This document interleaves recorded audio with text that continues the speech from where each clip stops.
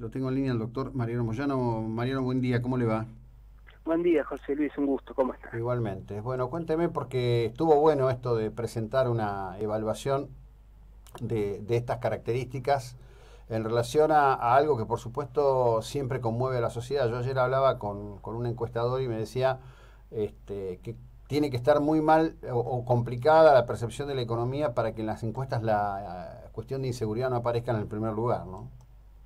Sí, sí, sí, la verdad que el tema de seguridad y bueno, y sobre todo este tipo de delitos que ya lo hemos conversado otras veces, Ujú. que es de tanta preocupación para todos los vecinos acá de Mar del Plata y de Batán, nos pareció oportuno haber transcurrido ya 3 años desde Mm. que se inició la Fiscalía 13, bueno, hacer una presentación una síntesis de las labores desarrolladas.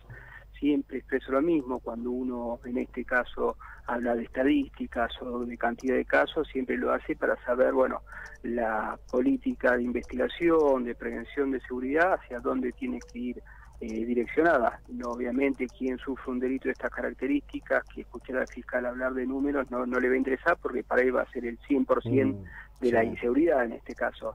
Pero si no, sirve justamente para lo anterior. Entonces nosotros remarcábamos en esta síntesis de las tareas que a la fecha llevamos 218 personas detenidas Mm. vinculadas directamente con este tipo de delitos. Ya tenemos 61 sentencias condenatorias. Estas 61 sentencias condenatorias implicó la condena a 95 personas por Mm. delitos de robos en viviendas, sentando los moradores dentro de la misma. Es la verdad que es un número importante. También dimos cuenta que en estas investigaciones se secuestraron 18 vehículos. Estos Ajá. automóviles eran automóviles empleados por bandas delictivas para cometer este tipo de robos en vivienda, lo cual empieza a dar la dimensión Claro. de lo que sucedía acá en la ciudad de Mar del Plata. Ujú. Se secuestraron 12 handys estos que les permitía escuchar la frecuencia policial en estas distintas investigaciones. 3 de esos automóviles pedimos a los tribunales acá de Mar del Plata que en vez de ser decomisado por su estado se asigne directamente al Ministerio de Seguridad, al área de investigación. También fue resuelto de esa manera por distintos tribunales. Hablamos en su momento de lo que implicaba la responsabilidad de las personas que escuchaban la frecuencia policial para alertar a los otros integrantes de la banda que rompían en las viviendas de todo lo que sucedía por parte de la policía. Bueno, 3 tribunales distintos emitieron sentencias condenatorias considerando a estas personas autores del Claro. delito con la misma responsabilidad. Dimos cuenta, bueno, de los primeros 3 cuatrimestres. Nosotros empezamos la gestión en el mes de mayo del 2015, estuvimos en las primeras 3 semanas. En ese momento nos ingresaron 67 casos. Al día de hoy llevamos 11 casos, Ujú. para mostrar un poco la incidencia de lo que entiendo yo que ha sido la cantidad de detenidos y de sentencias condenatorias, que creo que ha tenido incidencia en esta disminución de casos. Claro.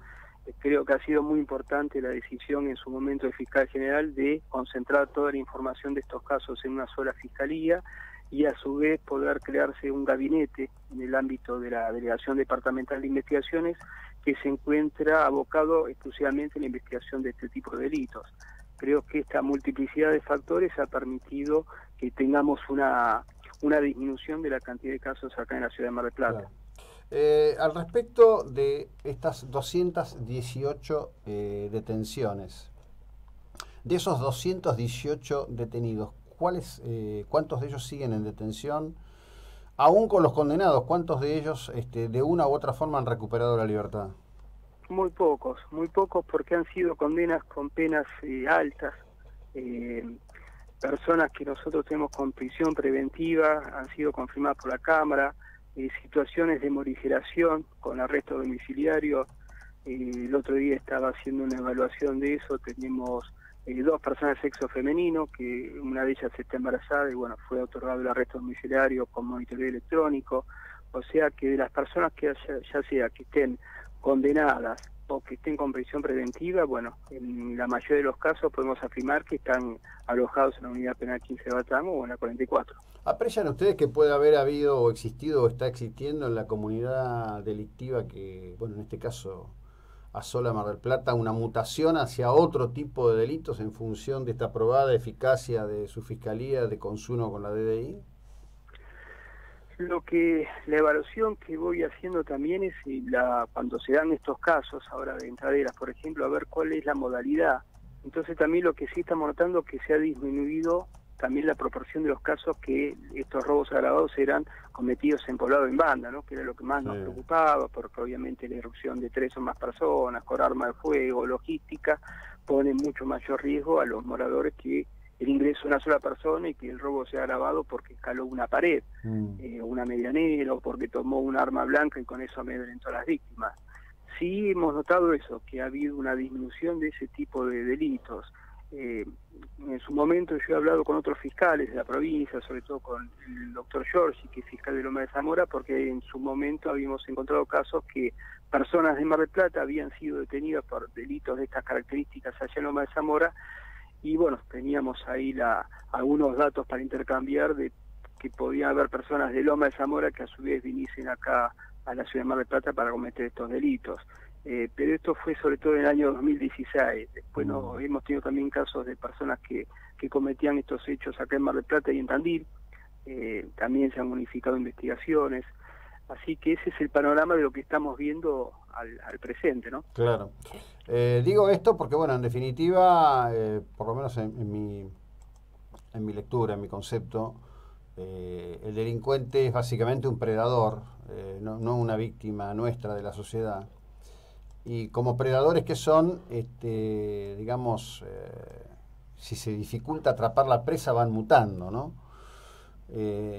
Y como en las últimas semanas hay una sensación de recrudecimiento de algún tipo de delito, sobre todo parece ser que hay ha vuelto la modalidad del arrebato con bastante intensidad. Por lo menos esto es lo que uno va recibiendo de la sociedad. Yo no tengo una dimensión estadística para hacer la referencia al respecto, ¿no? Por eso preguntaba.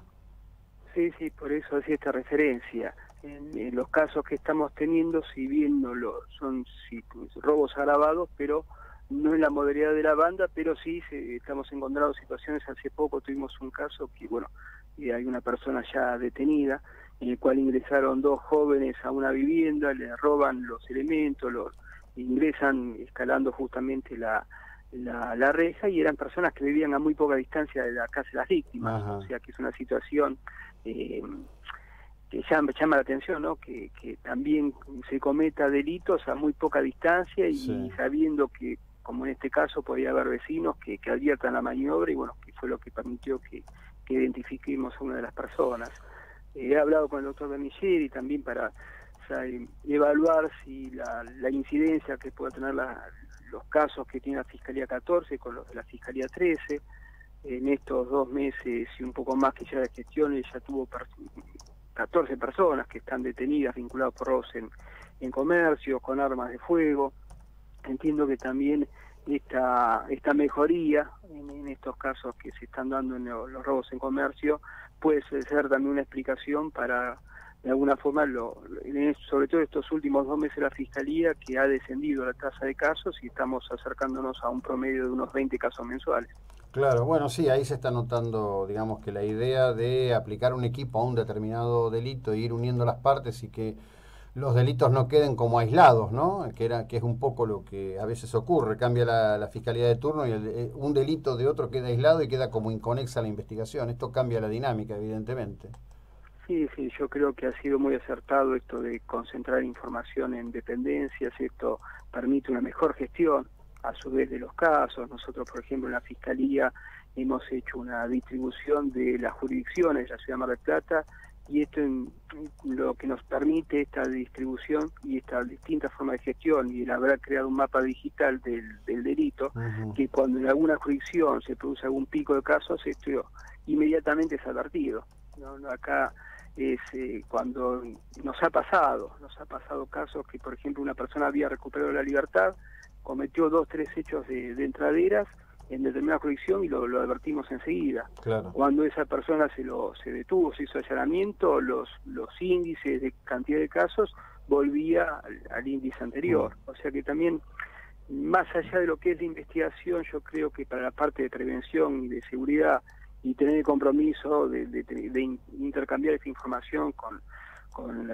los distintos titulares de las jefaturas departamentales que ha habido en estos años, también creo yo que permite que las medidas de prevención que se puedan llevar a cabo puedan ser mejores también. Sí, sin duda. A ver, lo que digo, mirando el contexto general, ¿no? Cuando se analiza este universo, 218 aprendidos, integrantes de bandas que cometían el delito en la modalidad de entradera. ¿Hay conexiones familiares entre estos grupos? ¿Hay historia de adultos de la misma familia, precedentes delincuentes? ¿Qué universo identifican ustedes en esos 218? Sí, yo estimo que en un 50%, aproximadamente 60%, que es el núcleo, creo yo, el más fuerte de aquellas personas que integraban bandas delictivas, que contaban con logística, que tenían también registradas sentencias condenatorias anteriores por delitos similares. Nos hemos encontrado, sí, con casos en el cual forman parte de estas bandas delictivas familiares. Lo hemos hablado, el caso de Malvina Zamudio, que escuchaba la frecuencia policial y bueno, en los delitos resultó condenado familiares directos de esta persona. Hemos tenido casos de esas características, que no solamente nos hemos encontrado con personas que ya registraban delitos por estos antecedentes, sino que hay cercanía familiar entre los integrantes de las bandas delictivas. Claro. Bueno. Desde ya que tanto a usted como a la gente de la DDI que está trabajando, ¿no? Gracias por esta tarea y gracias por contarlo y explicarlo. Que tenga una buena jornada, muy amable. Bueno, agradecido soy yo por este espacio y bueno, muchas gracias y buenos días. Hasta luego. Bueno,